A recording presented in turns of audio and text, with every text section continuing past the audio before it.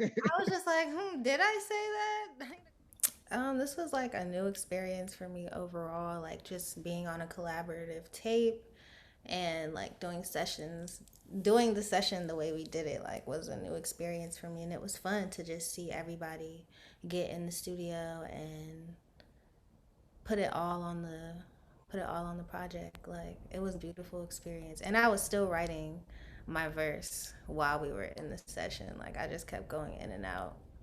So it was cool. I enjoyed it. Absolutely.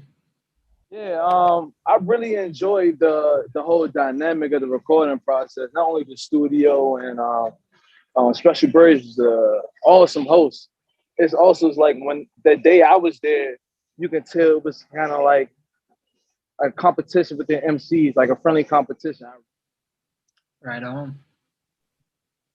Yeah. Do you mind restating the question again? Yeah, so like differentiating between person and persona. Oh, no. Is there any alter egos that you inhabit during the process of recording? Are there any like different characters, different bags that you tap into? Like I'm like a new age jazz musician. I kind of see myself along those lines as like somebody that's more about producing the music that speaks to what I feel. Just like McGrady was saying, it's, just what I go through is what I live, and I just put that into the music. Okay.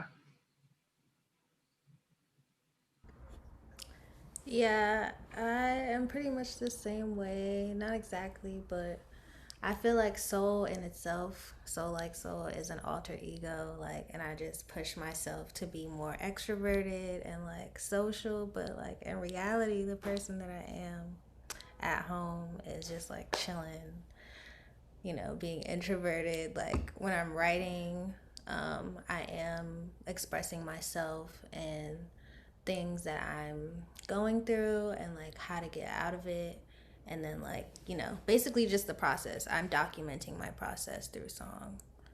And so, yeah, that's pretty much the alter ego. Like, I turn it on, like Nisha said, I'm on the mic or I'm off the mic. When I'm on the mic and I'm out and I'm like representing my brand and like soul and pushing my music, I'm very extroverted and like social and wanna be friendly, and I love people. Like I really do. I want to have a lots of friends and like make sure that I'm helping people and building community. But sometimes I just be wanting to be quiet and chill my pants off and watch Yeah, things that I'm not even paying attention to. for sure. Well, you said soul like soul, and we like soul.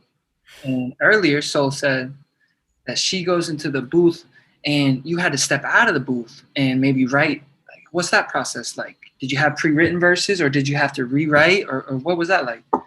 I was telling Stan on the IG live that we did that being on a song or like project with a bunch of amazing lyricists and rappers is low key intimidating for somebody who is a songwriter that is singing, because I feel like when you sing, if it sounds good, you could really be just saying anything, or you could be repeating a lot of things, or you can just be saying things simply. But when you're on a project with rappers and lyricists of the caliber that were on this project, like I just felt like I had to push myself. So before we got to the studio, I had maybe half of my verse written, and I had an idea of where Jarrell was going.